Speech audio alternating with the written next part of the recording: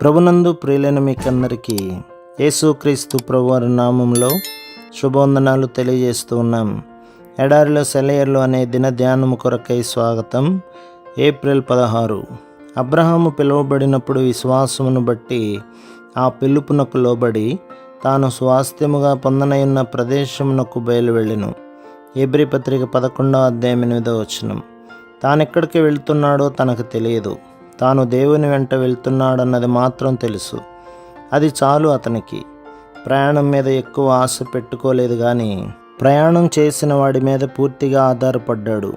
తనకెదురవ్వబోయే కష్టాల గురించి చూడలేదు, కానీ మార్గాన్ని సిద్ధపరిచి నిశ్చయంగా తన మాటను నిలబెట్టుకోవడానికి సమర్థుడు, నిత్యుడు, అదృశ్యుడు, జ్ఞానవంతుడైన పరలోకపు రాజుపైనే దృష్టి నిలిపాడు.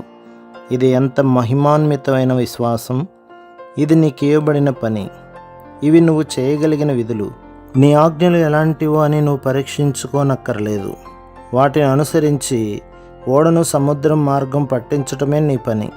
అన్నింటినీ వదిలి లేచి క్రీస్తుని వెంబడించు. ఎందుకంటే భూమిపైన ఉన్న అతి శ్రేష్టమైనవి పరలోకంలోని అత్యల్ప విషయాలకు సాటిరావు. విశ్వాసపు పందెంలో దేవునితో కలిసి ఉత్సాహంగా బయలుదేరడం మాత్రమే కాదు, నువ్వు సొంతంగా వేసుకున్న ప్రయాణపు పథకాలన్నింటినీ ముక్కలు ముక్కలుగా చించి పారేయాలి. ఎందుకంటే నువ్వు ఊహించినట్టుగా ఏదీ జరగదు. నిన్ను నడిపించేవాడు అందరూ నడిచిన దారి గుండా నిన్ను నడిపించడు. నీ కళ్ళు ఆ దారుల్ని చూస్తాయని నీ కలల్లో కూడా నీవు ఊహించుండవు. అలాంటి దారుల గుండా నువ్వు వెళ్తావు. భయం ఆయన దరిచేరదు.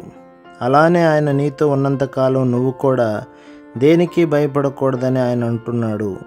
మసక చీకటిలో తడుములాడుతూ, దారి తెన్ను లేక ఒంటరిగా వెలుగు దేశాన్ని వెతుకుతూ చీకటి కోణంలో తిరుగుతున్నాను.